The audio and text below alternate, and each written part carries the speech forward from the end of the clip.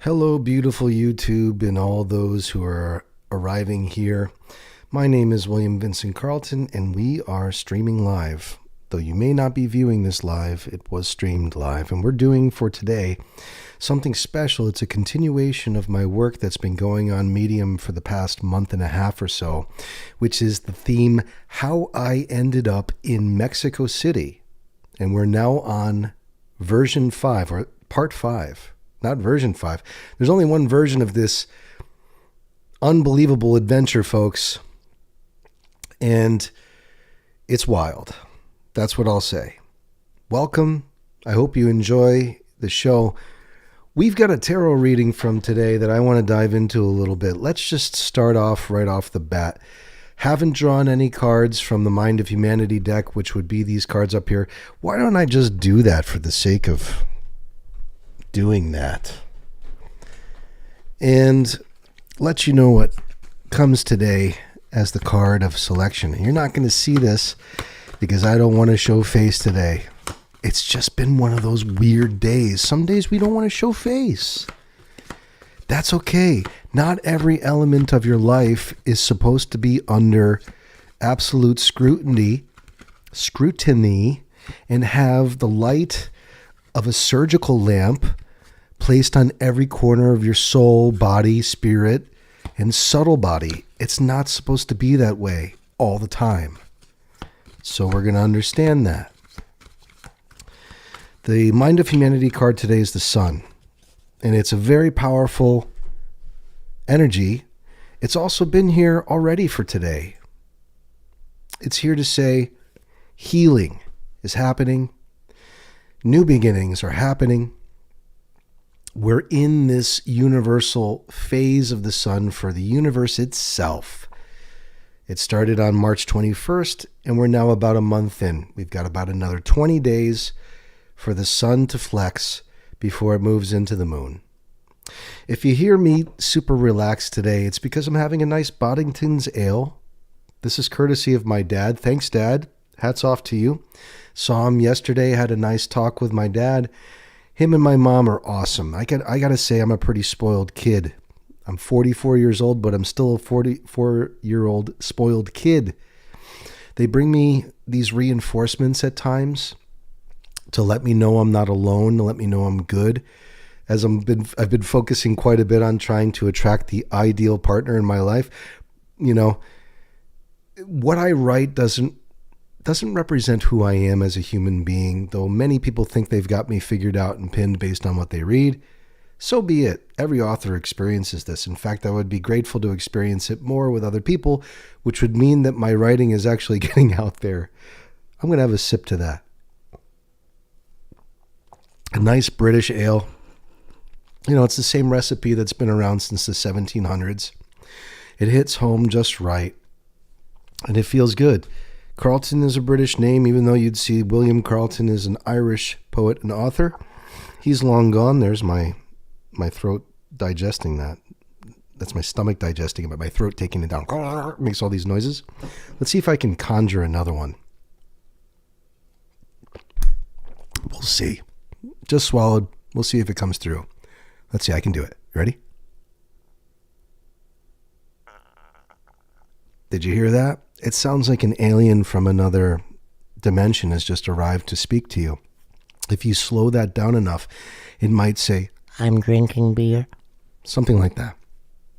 Well, anyway, my dad came by yesterday and brought a huge care package. It's like, you ever see the care packages come in the Battle Royale video games like Apex Legends? Everyone gets all pumped up by the care package because they know there's going to be a cornucopia of goodies that's going to be there.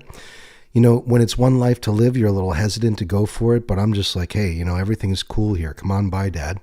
He comes by and he gives me these really good beers, and these Boddingtons are amazing. They're low alcohol. They're like 4.5%, 5% alcohol. So they're sessionable.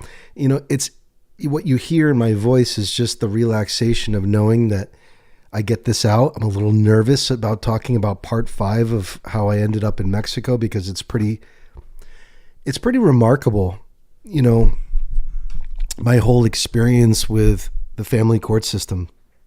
Pretty remarkable stuff. And I have to take a step back and formulate in my mind how I'm going to deliver this to you, because it's going to be off the cuff. There's no script, there's no editing, there's no going back. There are no regrets. This is Immortal Type.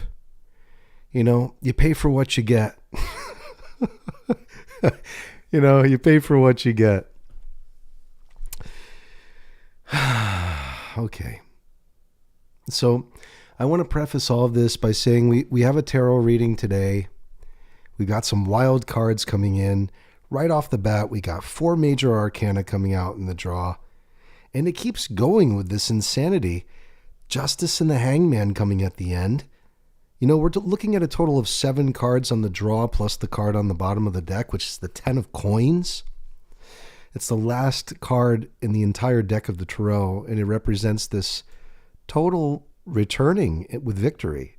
These coins, in the alignment that they're set in, represent the Sephirah of the Tree of Life. This is the total picture. And we're looking for Kether right here. We're looking for light. And we're looking for some redemption. And you know, here's what I got to say. You're going to hear a lot of talk about my ex-wife today. You're going to hear me talk about Jimena a lot. And here's what I want to say. Jimena is a good human being. She's the mother of my children. My children have the best of her and the best of me. During the time that we were together, I was thinking the thoughts of total disaster and tragedy that would possibly happen. I was thinking of all the worst case scenarios, in other words, and many of them materialized, which just speaks volumes about the power of thought. And so as I go through this recollection of the past and what was happening, I want you to keep that in mind, and I'm going to try to pause as much as I can to explain to you that this is my representation of what happened. And if you were to go in and have to take an exam and say, well, what was Jimena's perspective on this, my ex-wife, Jimena? Well, you wouldn't know without speaking with her. And so she could paint a picture for you where you would believe with 100% certainty you're going to pass the exam of knowing who I am without even speaking to me. She's that talented as a news reporter. And so I say that, so that you take this with a grain of salt and understand that we are collectively, my ex-wife and myself, the best elements of us have been put into our children. That's what I believe. And they encompass those elements that are ideal between the two of us. That said, let's take a look at these cards.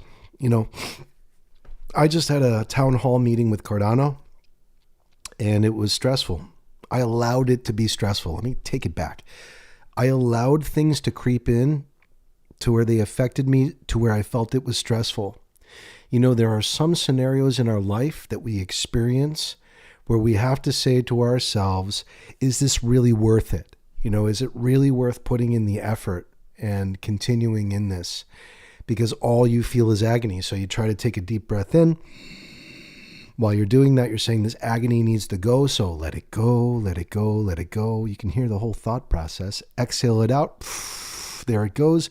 Okay, I did that. Next inhale, it's going to be success. It's going to be abundance. It's going to be wealth. It's going to be happiness. To try to move the polarity in the opposite direction, to try to shift the polarity of this feeling. And there's only so much of that I wish to do at this point in my life. So I know that I can set things up in such a way where I can be creative, like how I am right now. I'm being creative. This is off the cuff. We're live. There's a lot on the line. I'm going to be talking about things that are extremely personal and really important to me. And this is where I want to be. I don't want to be having conversations with somewhat strangers about things that are not working out. It reminds me of the old office situation. And the way I feel about it now is this. If you can't figure out your office meetings in 15 minutes or less, you shouldn't be meeting. I'll say that again. If you can't figure out all situations in an office meeting in 15 minutes or less, then you shouldn't be meeting. Everyone should be dialed in. One person comes in to talk about what needs to happen. They have expectations laid out on the table. People break as if they were on a sports team, and they hammer that shit out until the next meeting. That's how it should be. Everyone's autonomous. They all have the power to do what they need to do. And the exact opposite is happening with Cardano. And I'm not talking shit about them. I'm saying there's so much bureaucracy in a system that is being touted as decentralized that it's a fucking joke. People are totally embedded for the sake of monetary gain and keeping it a cult. And they finish their sentences with a smiley face thinking that's going to, pull the veil over everyone's eyes for enough time so they can get away with a near fortune without doing a single fucking thing by making it, while making it look like they're doing everything. And nothing's getting done. And you see the passion of people coming in trying to break their way through, and there's no way to get a foot in the door because there's nepotism, you see? The way nepotism works is you give the opportunity to the people that you know. Where does that go? To the toilet. Every time. Every time. Just take a look at the government of Mexico. Every time there's a change of vote, or a change of party rather, through the vote, you have a complete reassignment of everyone's positions and everything goes to shit. All of the systems that were about to be in place and start to work for the benefit of the individuals that are paying taxes, it goes to shit. And so when I see this type of situation, I think to myself, is this really worth trying to figure it out and trying to hammer into people's minds what they should be doing? No, people don't want to do shit. They just want to sandbag. They want to sit back, be naysayers, say this isn't gonna work, this is the same way it used to be. Okay, great. You don't have any fucking suggestions, then leave. Really. If someone's coming into a meeting at work and they're making comments that's been tried before, it's not going to work, there's a million reasons why it's not going to work. Well, give me a million reasons how it could be done better. And if you can't give me a fucking reason that it could be done better, then don't say a damn thing. So people in the Cardano community are coming forward and they're saying to me, well, everyone deserves the opportunity to express their voice. It's about giving everyone no, it's not about giving everyone an opportunity. These are the sandbaggers that are coming up with excuses to say things have never changed. And they're the same people that are putting in proposals that make them money without doing a single fucking thing to help the world. There's no service being offered. And there's no way that I can back that. And I don't care. I don't have any ties to them. What are my ties? I'm not on a payroll. I don't have to follow specific rules and guidelines, even if someone tells me. If I see this shit happening, I'm going to call it out. So I'm the last person that you want to have working in an office anyway, because I would just cause chaos. I would come in and start saying these things right off the bat. I'd say, what the fuck is this person doing in the office talking shit about people when they should be serving people? What the fuck are they doing? And they'll say, hey, you really can't say that, man. We're in a safe space. A safe space? What, a safe space to ruin a company? Fuck that. Get your ass in gear and start producing things. Don't just say things aren't working out and leave it at that. That may fucking work for everybody else in this world, but it doesn't work for a company that wants to thrive. And the companies that thrive would never in a million years hire someone that complains. Ever. I think about this right now. This is just popping into my mind. The secretary of Elon Musk, this was a big thing a while ago. How she needed to take some sort of sabbatical, and when she came back, her job was gone. Elon Musk never said this, but I bet you he figured or learned very quickly that his life was a lot easier not having to deal with her. And I'm going to say that right there. Complaining, whatever it is, he realized that his life was better with her not being there, that there was less interference in some way. And that could be the same thing with a guy at work. Don't get me wrong. Don't misinterpret me. Don't pull this into the radical feminist theory that I'm some bigot, okay? It could be with anyone. I'm saying any sandbagger needs to go. Man, woman, whatever, has to go. Any individual that comes in, starts talking shit about things not working out and offers no solution to the problem should be fucking out. Because all they're going to do is bring the company to the toilet. And that's why I don't want to go back. Never.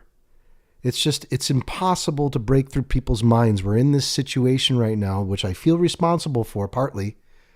We all should feel responsible that everyone has to figure out a way to be a victim. Everyone has to figure out a way to complain.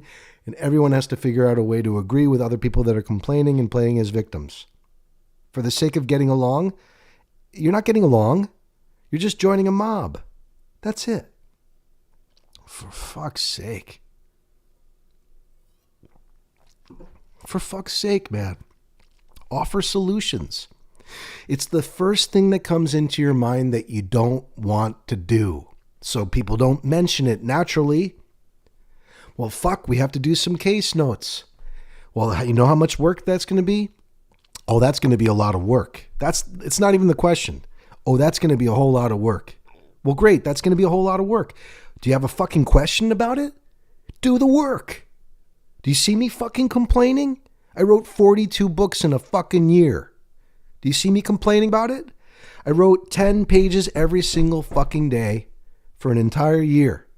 Typewritten, double spaced, sometimes triple spaced in the last month. I'll give myself that, But I wrote it through COVID. Man, I wrote every single fucking day. I was coughing up a lung. I was about to die, and I fucking wrote. And when the building was shaking in Mexico City because we had an earthquake, on the Richter scale of 6 coming from Guerrero, I still wrote. And I didn't give myself a fucking excuse. I didn't. I did it. I got it done. So don't tell me that it's going to be hard. Just fucking do it. People need to get their shit together. They need to get their heads on straight. No one wants to hear about how they can't get it done. No one wants to hear about how it's going to be difficult. Just fucking do it. Take it head on. And that's what I'm doing today. I thought to myself, I've been sitting on this article, part 5 of Mexico City, for like a week and a half, 2 weeks. And shit's not getting done. I pull the cards today. We land at the tower, and I think to myself, I got nothing to lose. Judgment right after this? Sure. The sun after that? Absolutely. I was born on a Sunday. I got this shit. Oh, I'm going to find love after this? 100% I'm going for this. I'm going to take it by the fucking throat. I'm going to have a nice beer, and I'm going to get this done. So let's dive in. Let's just dive in. What was it? It was we left off at November 2017. November 2nd, 2017. I like to give dates, and this is a big shout out to J.R. Spires, man. J.R. Spires is the fucking man. J.R. John, I love you, man. If you guys haven't read anything by J.R. Spires, you got to go check him out. He's on Medium. Go read his stuff. It's just brilliant. He's the best art history teacher that's out there that you will find. And it's such a privilege to be able to have access to his work. So this goes out to J.R. Spires, man. I'm going to dedicate this to you, brother. You believed in me since the very beginning, and man, I hope this is a good enough banger for you to enjoy it, man. I hope it is. He said to me back, he's like, William, I really like how you're mentioning the timelines because it gives better perspective. It's unique. Well, this is nonfiction. That's what a lot of people don't realize. They probably think it's total fiction, like William's just making this up and he's going all out, and it is what it is. He's like Mark Twain. I would love to be called that. I've never been called that. I've been called a Neanderthal. I've been called a Neanderthal, but I haven't been called Mark Twain. I would love to be called, in that vein. But man, I use the timelines for my own sake of recollecting how things were aligned because they're so unbelievably fucked up and weird. So, like I was saying, it was November 2nd, 2017, and we're now coming on the tail end of what had happened in Connecticut. Excuse me, at this time I get a phone call from my dad. He is taking my children to the Peabody Museum with Jimena and Demetria Deme. Deme is the care provider, the nanny, who got a nanny visa to come to the U.S. and still works for our family. She's family. I mean, if Demi asks me for something, if I can help, I'm going to do it. She's an angel. But she's also extremely loyal to Jimena, to a fault, and I'll explain to you. I mean, she coordinated this whole escape from the United States. And to just give you a recap, what had happened was we had a big tower moment. Jimena was causing chaos with family here in the U.S., nearly set my aunt and uncle's house on fire. And I got crazy in this moment too. I ran with her cell phone. I tried to find out if she was cheating on me. Turns out she was. And I'm going through the same psychological repetition cycles of what had happened to me on Thanksgiving a year before, where I realized that she was dating this guy, Paco, from her old news station, who's a news reporter with a lot of power. He's sleeping with multiple women at the same time. And at the same time, he tries to put me in a Mexican prison, take me off the map, make it so I never see my children again, nor the light of day. Fucked up. It took me about a year for me to return to Mexico. I returned to Mexico City, and I'm there with my children. This is now early March 2018, okay? So a little bit more than a year has passed. Here I am in Mexico. We're at Old Navy. We, as in my son and daughter and myself. I'm buying them an abundance of clothing, new shoes, sneakers, everything that they want. They're super happy. I spend $1,000. I give it to them, and I leave the purchase receipts, which was the biggest mistake I ever could have done. After this is done, I never see a photo with a single article of this clothing being worn by my children. They're not wearing the shoes I bought. They're wearing the old same shoes that they had. It turns out that my ex-wife, Jimena, went and did something with her control, with the clothing and with the articles, whether they were sold, whether they were returned. They never ended up being used with my children, which was fucked up. But not the worst part of this. I get home, fortunately. I was afraid to go to Mexico. It took me about over a year to go back, as I was afraid that she was going to put a hit on me and I would be fucking done. But I wanted to see my children. I needed to see my children. And they weren't returning to the United States, and she wasn't adhering to any of the agreements that we had made. So here we are, first week in March. I get an email from her, and she says, listen, you need to send me another $1,000 US or you're not going to see your children. I'm like, what the fuck? I just bought them $1,000 in clothes. How could this be?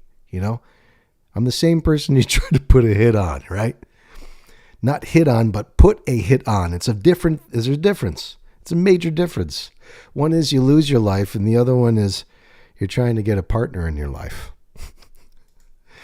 So anyway, she sends me this message. I say no, and off the grid she goes. And a month goes by. We're now getting close to my son's birthday, and we're in April. Both of my children's birthdays are in April. We're in April, and I'm thinking to myself, what the hell is going on here? Where are my children? Why am I not receiving any correspondence, So no correspondence in April. Their birthdays go by. I missed their birthdays. I'm trying to reach out. Just about daily. No response whatsoever. May goes by. No response as well. Comes up to about 3 months in. I've heard nothing from my children, and I say, okay, I wonder if they're even alive at this point in time. We're talking about May, June 2018. I don't know where my children are. I don't know if they're alive. I've heard nothing from them for 3 months. So I decide to go to The Hague. The Hague Convention exists in the United States, has a connection with Mexico. There's an agreement that states if there's ever an issue where an U.S. citizen born abroad cannot be located in a foreign country, then the U.S. is obligated to send a U.S. Marshal to investigate and find them. And so I got a U.S. Marshal to understand that I hadn't seen my children in 3 months, and they investigated, and they found my children after 3 months. And they called in Jimena to family court, but this was in Mexico because my children's habitual residency is in Mexico. And when I say habitual residence, this is a technical term that's used in court. And what it means is if you have a child, if you have a child that's living in a foreign country for more than 6 months, then that becomes their habitual residence. Okay? So that anything that has to do with family courts, custody, alimony, child support payments, those things need to be handled in the country where their habitual residence is going on. There's no negotiations. There's no negotiating it. I'm going to take a drink of beer. So it's non-negotiable, right? And so I'm told that there's going to be this meeting and it's going to happen in Mexico City and that I should get legal representation. So I decide to get legal representation and I look around and I find what seems to be a pretty reputable lawyer in Mexico. I pay him, I think at the time it was somewhere around $1,500 to retain him and to make sure that he attended this meeting and represented me and fulfilled all of the wishes that I was looking for, which were simple. It was as much visitation as possible, including mandatory visitation to the United States, that this was non-negotiable, and that I would be willing to pay a certain amount of my income, and I provided my income numbers. And, the guy gets back to me and he says that everything's going to be fine. He's going to handle it, no issues, and I'm feeling pretty confident about this situation. However, at the time, for which I'm very grateful, I was dating this woman who originally was born in Mexico City, a widower who ended up living in Connecticut. And I met her through a friend that I worked with at the community college where I was. She was the matchmaker that connected us, and we hit it off and it was good. I have nothing negative to say about her. Good woman. We dated for a little while. And while this was happening, I had already heard about how my ex had been with several different guys. We were separated at this point. It wasn't a legal separation. However, I had already put in for the divorce proceedings, and all of this stuff took years because it was international and super slow. All is to say, I'm trying to justify to you, the listener, that I felt it was good enough for me to start moving on. And I'm fortunate that I did, because the woman that I was with said to me with absolute conviction, you need to go to Mexico. Do not trust this lawyer. Do not think that he's going to represent you. You got to go. So I was like, okay. So I had to go and get some extra paperwork done. I had to go to a notary public in fucking Boston. I took days off from work. I had to take more days off to go to Mexico for this single fucking day. I wasn't even sure that I was going to see my children. All is to say, I made it. I went there and I lined up at family courts, and the actual lawyer was surprised to see me. I sent him a text message just a few minutes before. He said, I'm in line. He got me in. And the next thing I know, I see my children coming in the door with my ex-wife, Jimena, and they run for me. And I run for them. And I lift them up, and I'm kissing them and hugging them, and I'm completely blocking out the entire world. I don't fucking care about what anyone has to say, about what anyone thinks. I'm just hugging them. Finally, when I put them down, this sleazeball lawyer comes over to me who's representing Jimena. The guy looks like he's killed people, and he comes over to me and he says, "No soy tu enemigo, William," which means I'm not your enemy. And I said, dude, in English, I said to him, dude, if you have to tell me that you're not my enemy, I know for sure you're my enemy. He's like, I'm telling you right now, man, you want to see your children? And I'm just, don't even fucking tell me anything. Don't speak to me, And so he goes over and huddles with Jimena, and she's pointing, and they're just going into it's just drama. That if you've read any of the stories from 1 through 4, you know that this is all about drama. Because in some way, I was inciting this with my own thoughts, feelings, and convictions. You have to understand. I take responsibility for all of this. I didn't at the time. I was fucking furious at these people. I was trying to think to myself, who could ever justify keeping someone's children away from their biological father? Well, it turns out in Mexico, this is a big thing that a lot of people enjoy doing, and they don't see any problem in it. It also happens in the U.S., also happens in Canada. I've heard of stories in all 3 of the nations It's mostly, in most cases, it's moms running away with their kids, and they don't say a single thing to the dad. And in most of these situations, the father's good. There's no abuse. There's no domestic violence. There's just this innate feeling to rip away something so important from the father. And that was this case. So anyway, I'm hugging my children. This shitty ass lawyer, my ex had hired two. One was this guy and the other one was a woman who was already talking to the magistrate, who was a woman, is a woman, already explaining the situation about how bad of a guy I was, playing it out. So by the time I got there, I thought for sure the lawyer I hired was going to represent me and speak on my behalf. No, he sat in the corner like a doormat, didn't do a damn thing. So I'm sitting there trying to spout out this stuff. I start explaining that my ex-wife is a narcissist. Ah, sí, tu ex-esposa es una narcisista. Explícame, ¿qué significa una narcisista, William? Dime ahorita tu definición como un psicólogo.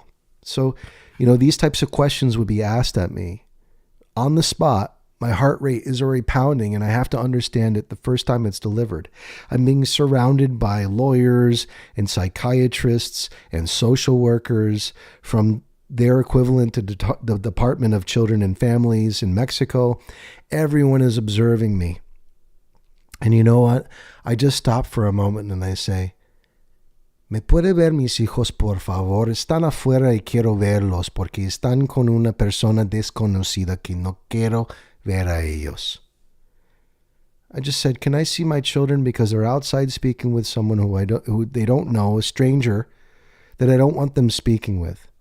I don't want this stranger to see them. And they said, of course, the social workers, everybody else scratching their heads. So my children come rushing in and they sit on my lap and they're right there with me and I'm hugging them and I'm feeling their strength. I'm just taking it in. And so I start to explain some of the stuff that was from stories 1 through 4, which I'm sure you might have read already. If you haven't, you should go back and read it because it'll give you some insight.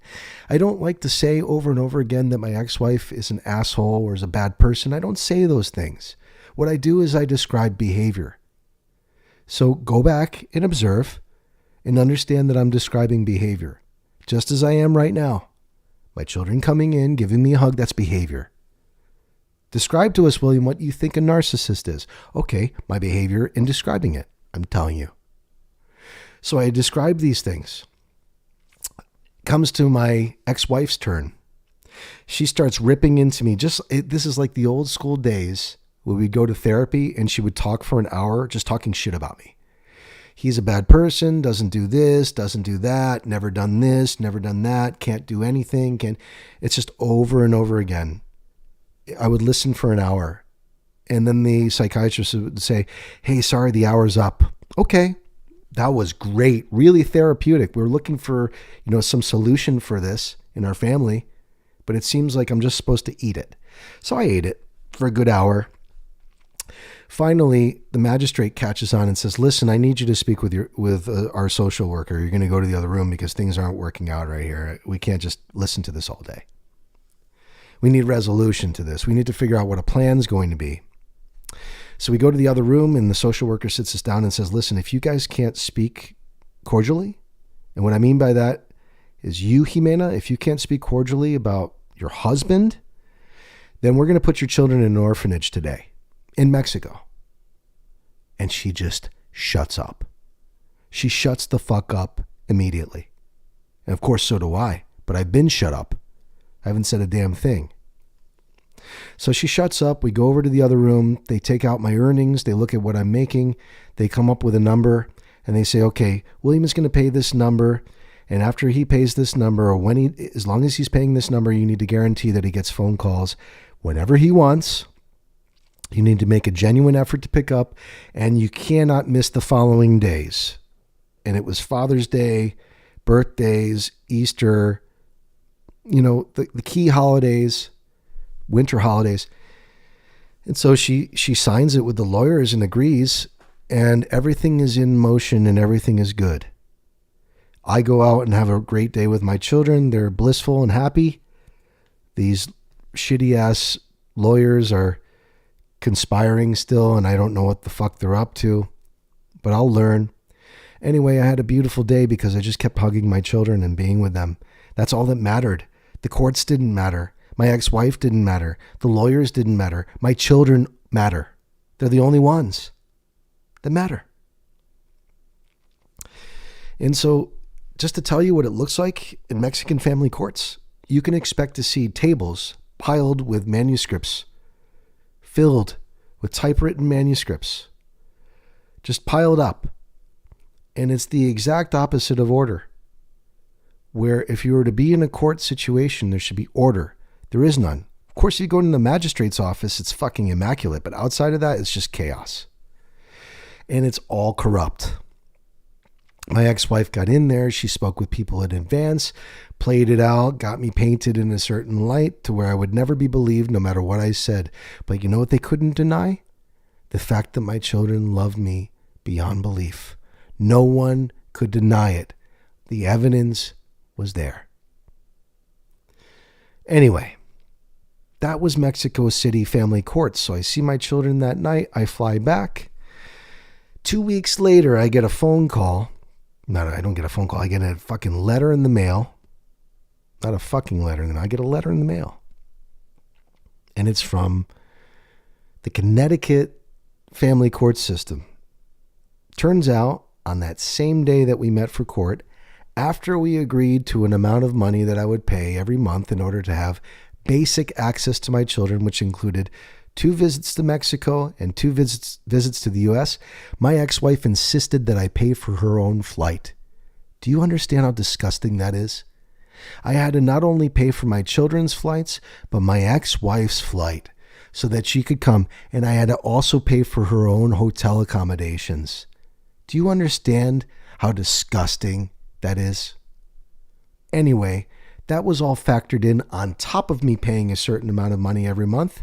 I get a letter in the mail 2 weeks later from the state of Connecticut saying she filed with Connecticut because there is a clause between Mexico and the U.S.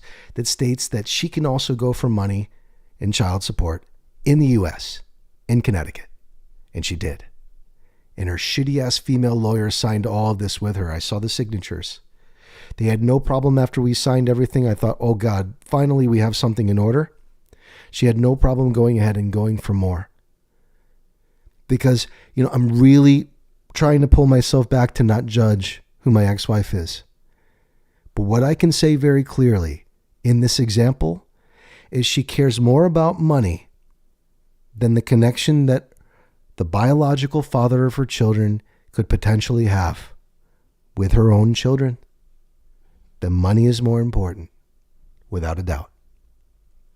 While she was asking for this money, she also lied about her residence. At the time, she had this false residence that she posted on the forms, when in fact she was living with Sergio Bonilla, who is an actor and has his own house and money, even though she says, oh, he works, paycheck to pay, whatever it is. She was living for free in his home, being cared for. My children were living with him as a complete stranger, never given any say in the matter, never told who he was, never shown who he was, never told where they were living. And she lied to the family courts where she was living as well. They were all there. And she had the fucking balls to not only ask me for money, stating that she was paying for her own residence on her own in Mexico, which she wasn't, but to go even further to the state Connecticut courts to go for more money. This is the mother of my children. That's the behavior. You decide how to label that individual. You decide, not me. You decide.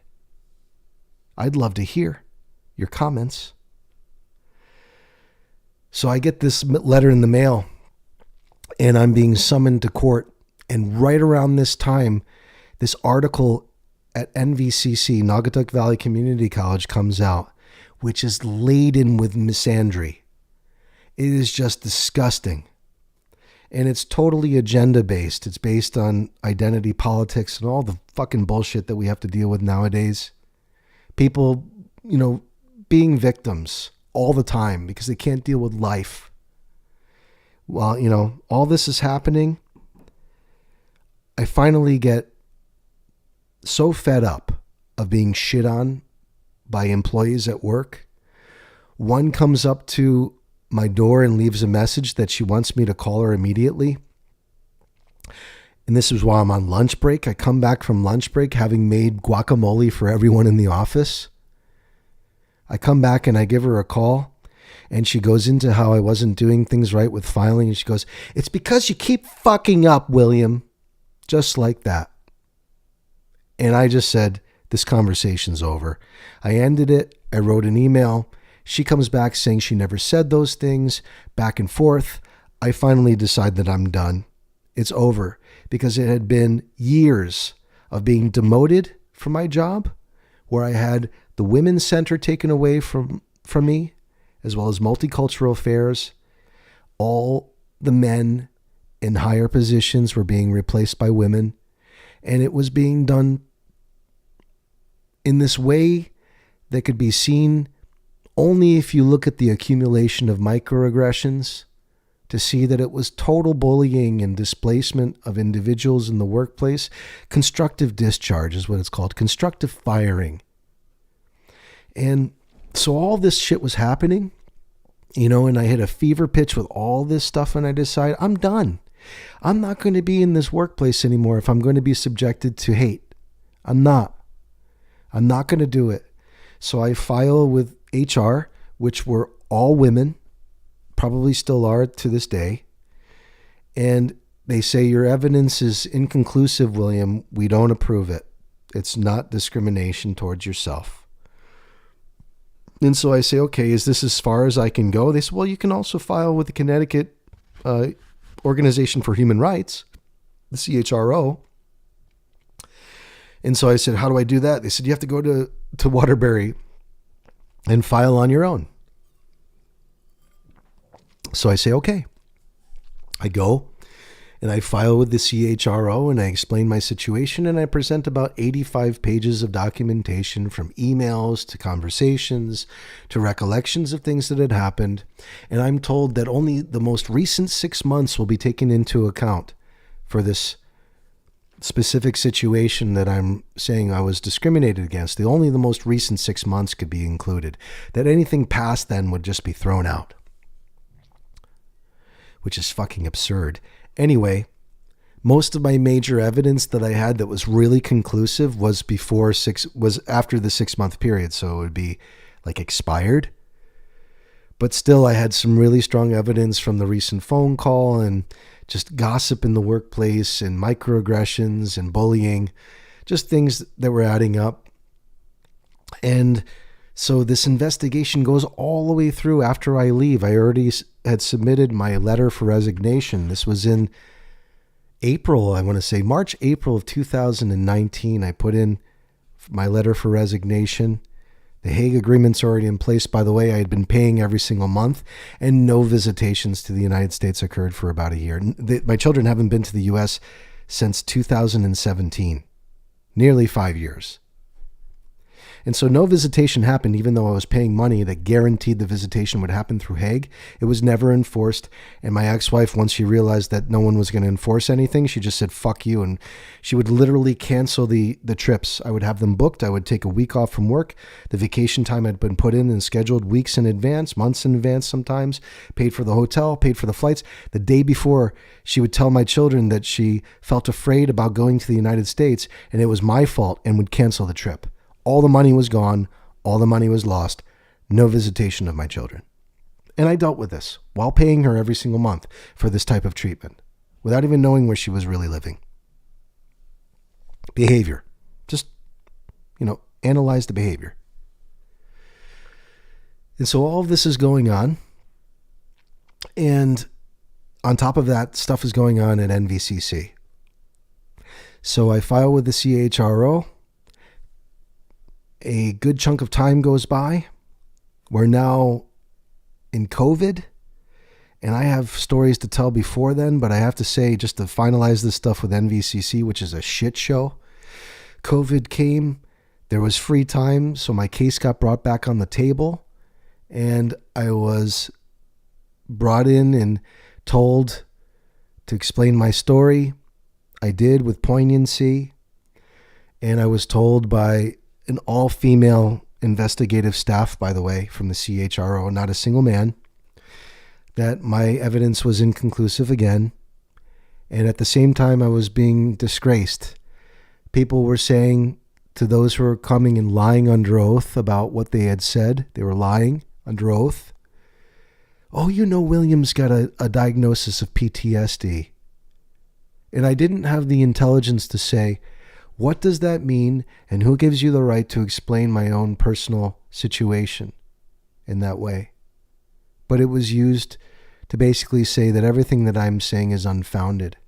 Well, anyway, the evidence supposedly coming from NVCC that got them off the hook was from a year and a half ago, which should never have been permitted because it was only allowed 6 months to the point where I had filed. And this went back a year and a half. And that was the evidence that was used. And it was fabricated evidence, a fabricated email that showed that they had actually explained to me that I was being repositioned in my job at work, even though I was being demoted. And that was sufficient enough to throw the case out entirely. And I just thought to myself, okay, I have to work through this, you know? At that point in time, it was August 2020. I had been unemployed since April of 2019, didn't receive unemployment because it was seen as a voluntary leaving, even though it was constructive discharge. So I had no supports from the state, no income, just living off of handouts from my family and from my folks, from my parents, and whatever help I could get from people in Mexico. And at times it was used to make me really feel like shit for having to receive help. I learned a lot about who my true friends were, who I could trust. Anyway, I got called in. Let's just reel this back, okay? Because it's a lot.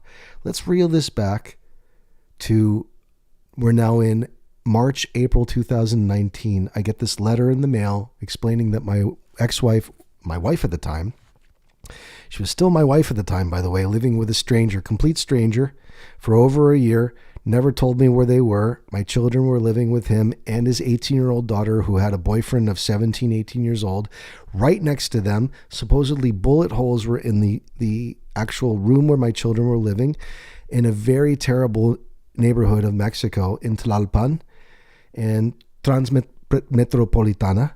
Horrible area of Mexico City. Like, if you watch if you watch Man on Fire by, it's not Ridley Scott, it's his brother, I don't remember, and Denzel Washington, that film where you see, like, there's a scene where this guy is getting his fingers cut off in his car while he's being interrogated by Denzel Washington. That's Transmetropolitana. To give you an idea of what that neighborhood looks like, that's exactly where it was. So my children were living there, and I was never told that they were there. Never consented to it. Never consented to my children going back to Mexico, mind you, when the plan was for them to come. So it's like, and no one gives a fuck. That's the shit that really fucking irks me. If I have to say this, if I were a mother and this was a father doing this shit would have been resolved day one. And it's not for me, motherfuckers. It's for my children. That's what I want to say. It's like, it's not for me. It's for my children. Anyway, nothing's been done. And so this guy's living with them. Who knows what the hell's going on in that house? I don't know these fucking people. They're strangers. I don't know them. You know? And I certainly obviously don't know who my ex-wife is. At the time, she was still my wife. Crazy shit. So I get called into Connecticut family courts. And I go. And I'm being told that I'm being requested to pay even more on top of the Hague Convention. I try to explain that the Hague Convention states that this is an agreement between us and there should be nothing added to it. And they're saying, well, there's a clause that says here in Connecticut she can ask for more, blah, blah, blah. I get called back in after I resign from NVCC, and it's with a new assistant district attorney. And she's representing my ex-wife, my wife at the time, Jimena. And she's like, oh, it's going to be a much better deal if you just sign on this document right here. And the reason why she did this is because they get 50% kickbacks on any contract that they can get a man to sign that shows they're going to pay. Because if they don't pay, then they go to jail. And if they go to jail, then they actually are buying into companies that supply the materials for them to live in jail. So everyone's just making money off of this, you see, off of human life, off of men. Everyone's making money off of them. And all I saw for the most part were men who didn't even understand English. They're just brought in front of a judge and asked to sign, and then if they didn't pay, they went to jail. That was it. So I'm called in and I'm observing all of this craziness, which is a total podcast in itself, which I likely will go into at some point. But it's a total podcast in itself. I'm watching this unfold. This is now my second time in. And at this point in time, I've already resigned from NVCC, and I decided, okay, life is bad enough. I'm going to start exploring the world of magic with a K. So I went and bought every single book I could find from Damon Brand from the Gallery of Magic with a K, and started exploring those books. And I was very afraid in the beginning to look at these sigils and figure it out. And I just went to the pages that had to do with legal representation and making sure that things would turn out in my favor with justice. That's where I went, because shit was so out of whack. And I did the same thing for NVCC. So I started to see signs around NVCC's campus that were showing that things would work out in my favor. They still haven't, but they will, because I know by telling my story like this right now, justice will come, and I already see it. You understand that justice is coming? It is. I just have to carry myself through some difficult burdens. This is going to be a card I actually illustrate today once I'm done with this podcast, and justice is going to come. It's going to come in the form of some message from someone youthful. Someone young is going to give me a message. But before all that happens, there's going to be a tower moment where people are going to realize that they fucked up, and their life is going to get shattered in some way. Judgment has come. And you know what? Healing comes from me. Redemption comes from me.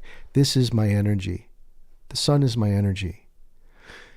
The lovers, I'm going to be supported by someone who believes in what I'm saying, that doesn't have to question it. They've read the stories. They understand the situation. They understand this is wrong. And this person's going to be youthful in some way. He's going to bring a message, and I'm going to continue doing this fucking grind until it happens, until I get justice. And through this justice, I will receive an alternate perspective in life. Through the Hanged Man, which leads to this homecoming, the 10 of coins, complete and total wish fulfillment. So I already know. I know this with confidence. I don't have to worry about this. At the time, I was worried. I was self-representing because I did not have the funds to represent myself, to represent me with a lawyer. And I had already been burned at Mexico family courts to not trust a lawyer anyway. And I was getting these quotes, oh yeah, $5,000 retainer, and then everything else, when the settlement comes, no way. I was thinking to myself, I got to self-represent. So I went and represented myself in family courts, both in Mexico and in Connecticut. And I had also gone through the entire divorce proceedings, getting my ex-wife, or my wife at the time, served in Mexico City with a U.S. Marshal. I figured it out. Got her served at this place where she was living that she refused to tell me where she was, at Sergio's house. I fucking served her. So I figured it out, and I did this all on my own. And now I'm getting dropped frames, just so you know. So in case you heard a little distortion from the recording, just know there were some drop frames. We're back on now. So yeah, I figured out how to serve her with a U.S. Marshal in Mexico. And I was using magic the entire time. So I've already resigned from NVCC. I get called into family court. They try to get me to sign. And I'm thinking to myself, what the fuck is this? It was twice the amount of money that I was being told I needed to pay to the Hague Convention, and the assistant district attorney got me to agree that it would be okay, almost to the point where I would sign. And I had asked the judge, I asked Your Honor if I could have a recess or a continuation of this after some time so I could figure this out. And he said yes. So he gave it an extension. I went home crying, broke, without a job, and about to be forced to pay. I was told by the assistant district attorney if I didn't pay this amount, it didn't matter, I would go to jail. So I was thinking to myself, holy shit, I'm going to go to jail. And because I didn't have the money. And I was being forced to pay twice the amount that I had agreed with Haig. And my ex-wife was totally happy with it. Totally fine with it. You should have heard her in court. It was unbelievable. She was on phone call from Mexico. Just wanted money over anything else, just money. And I helped her through a lot of hard times, you know. So that's challenging when those moments come and you see the true colors of someone for the, final time to really understand who they are. They're just your demonic reflection. So anyway, I'm at home, I'm crying. I call my best friend Tony. I explain the situation. He says it's horrible. I get a call the next night from his wife. I pick up the phone.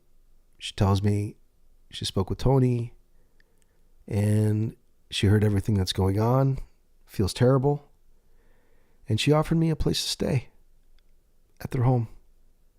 And I thought to myself, I don't know what this is going to do to fix things, but I certainly can't afford my rent here in Waterbury, Connecticut. So thank you. What can I say? I was crying and I was so grateful to her.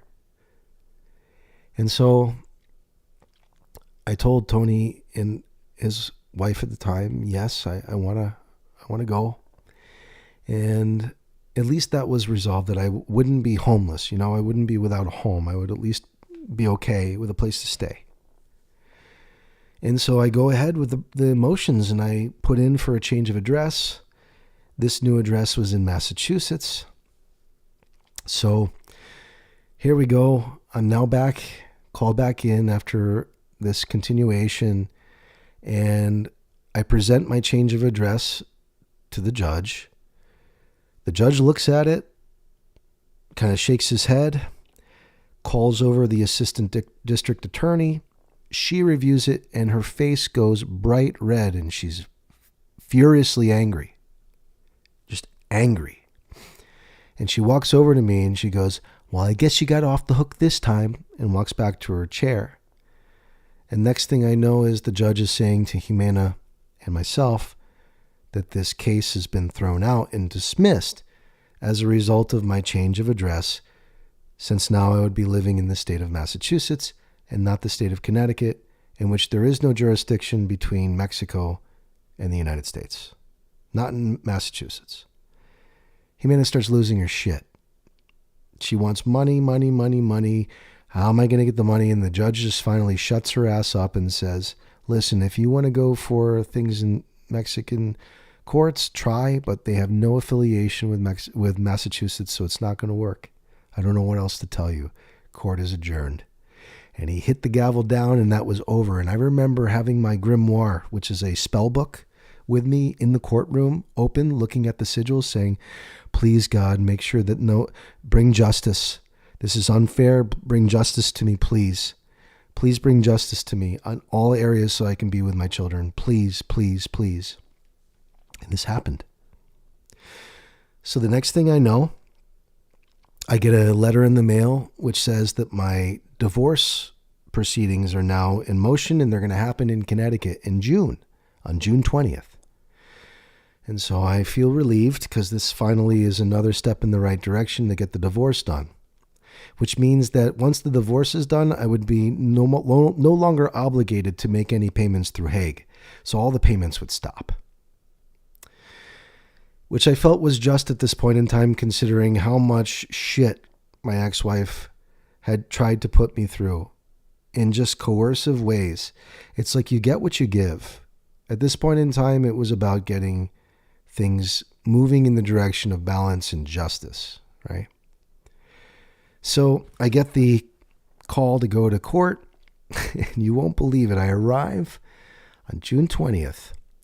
And that morning I had called my ex-wife and my wife at the time, and I had said, Jimena, the proceedings are happening today. It's just for the divorce. This has nothing to do with child support or custody or any of that. It's just the divorce because we were married in Connecticut. Go back and read. I think it was part 1. It tells you about that. So anyway, I go to court that day. I go upstairs, and lo and behold, I see the assistant district attorney that was really pissed off the last time she saw me. She's like, "What are you doing here?" I said, "I'm here for divorce court." She goes, "Oh, no, you're not. You're a resident of Massachusetts. You're not going to get divorced here today, and I'm going to make sure of it." And she sure as hell did. She went right to the judge, said, "This guy lives in Massachusetts now. This needs to be thrown out. He needs to do this all over again," which would have meant I would have to serve Jimena in Mexico with, a fucking U.S. Marshal, and I would have to pay everything all over again and do this from the state of Massachusetts, and it would be a fucking nightmare. Anyway, the assistant district attorney wanted this to happen so badly, so she just went as far as to follow me downstairs to where I had to basically sign a form saying I am going to give up this submission, my application. I'm going to cancel it. And I'm just thinking to myself as she's hovering over my shoulders, "You will never fuck with my family again. You will never mess with my family again." And I kept speaking to all the angels that I needed to pray to through magic to make sure that she wouldn't. And I just, was letting go, submitting to this, and just accepting my fate. I hand in the form. I turn around and I'm walking out of family court. And as I'm about to go through the swinging doors, I hear, Sir, Mr. Carlton?" And I turn around and it's the woman at the reception desk. I said, "Yes." She says, "I have your wife on the phone right now. She says she wants the divorce. She wants the divorce." And I'm thinking to myself, how the fuck is this possible? Am I hallucinating? My ex-wife called at the exact moment that I was leaving, about to give up on everything. So I race back into the office. Now, at this point in time, the assistant district attorney has already gone upstairs. She figures everything is a done deal and she can at least live in the satisfaction of making my life miserable for a little longer. I go over and I say, "Please rip up that form. I'm about to go upstairs and get divorced." And I did it. I went upstairs and the assistant district attorney sees me and she goes, "What, did you forget something?" I said, "No." And I said nothing else. I just walk into the courtroom and I'm here in the courtroom and I'm sitting down waiting to be called next. And I see this couple and I hear the story. Married for 13 years, 2 children. They're in their teens. Both of them have these lawyers dressed up to the nines. They're happy with each other, shaking hands, getting paid hand over fist. Everyone's getting paid a shit ton of money and the couple's losing, and the children are definitely losing. Anyway, I go over by myself, called up, and the lawyer's wondering. She's like, "Where's your soon-to-be ex-wife?" I said, "Well, she needs to be conferenced in from Mexico." So they call her up in Mexico, and she picks up the phone. And the judge says, "Listen, this is just for divorce. Do you understand?" And she said, "Yeah, I understand." "Sir, are you okay with this too?" "Yes, Your Honor, I'm okay with this." "Okay, this has nothing to do with child support or anything else. It's just for the divorce." "Yes, Your Honor, I understand." "Okay, you're now divorced." She hits the gavel down and she says, "And now I'm going to lunch." And that was it. The divorce was done. So I'm walking out of the courtroom and I look over at the district attorney. She's looking at me and I'm like, "I'm free." That was it. That's all I said to her. "I'm free." And I stepped into the elevator and went down and I said to God, I said, "Thank you, God. I'm so grateful to you for this little victory." It was that same night that I went to watch my good friend Steve Rogers play with old bandmates. And I saw all of my old bandmates and folks that I used to play music with. This was at Chamard Vineyards. And this was over near Madison, Connecticut, close to Guilford area, I want to say. So I saw all my old cronies, all my old bandmates playing music, and I just was rejoicing at this little victory that I had procured amongst all of this adversity. And that was June 20th, 2019. So fast forward, we'll pick up where we left off from this moment as of September 2019, I decided to go to Spain with my good friend George, who's an illustrator of the Mind of Humanity cards, as a matter of fact. We decided to go to Spain. I had never been abroad to Europe, nor had he, and that is an adventure in itself, for which I've already written an article, but we'll save that for the next time. I hope you've enjoyed this part 5 of how I ended up in Mexico. I am going to find myself landing in Mexico again, which will be something that I talk about because it's easier for me to say it than to write it, folks. And you have something to listen to. But just understand that this reading from today, this has to do serves as a general reading for you as well. You want to imagine this image of your ultimate happiness. This acts as the portal that you literally walk through. And you start over here, just right off the bat, you're thrown into this barrage of activity with the tower, and it's total life change. Next, you receive the revelations of life with judgment, and the angels are backing you to say, it's time to heal, it's time to start anew, it's time to renovate your life.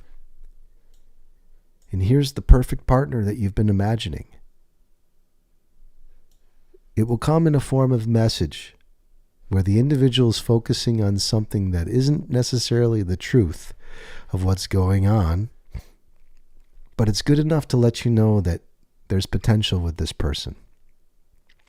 You take the initiative and you do this last bit of work. You get through whatever this last difficult challenge is. You get everything done. You see this little hand? Do you see where the thumb is? It's hard to tell. But this hand is actually a right hand. And that's what I believe. I believe it's a right hand. You may say it's a left because of the way the arm's coming in here. I like to think that it's a right hand that's coming in and saying, I'm going to relieve this individual of all the burdens because it's been enough. Why do I say that? Because the scales of justice are about to get balanced. And from this comes a new perspective in life. It's the upside down perspective. You're looking at things from a new way. Takes you right back into the portal, so you have perpetual motion with this until you reach the point of feeling like you have your wish fulfillment through justice, healing, love, revelation, life experience, and life change. Thanks for listening and for being here. If you enjoyed this podcast, please like and subscribe. Head on over to immortaltype.medium.com and check out what's going on there. And leave a comment and a few claps. Just say hello. And if you would like your own reading, you can always reach out to me.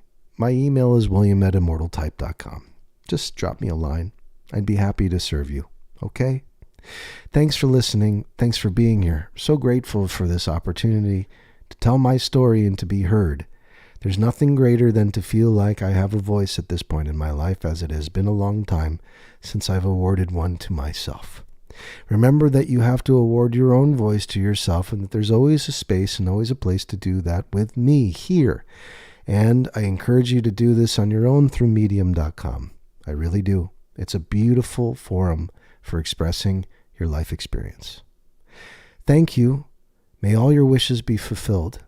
And I wish for the best for every single one of you, including my ex-wife, including all the characters in play that I spoke about today. I truly wish for them to attain their greatest form of happiness, understanding that that will return to me, and knowing that I wish to have a lifetime of peace moving forward. God bless you. We're in touch. Thank you for being here.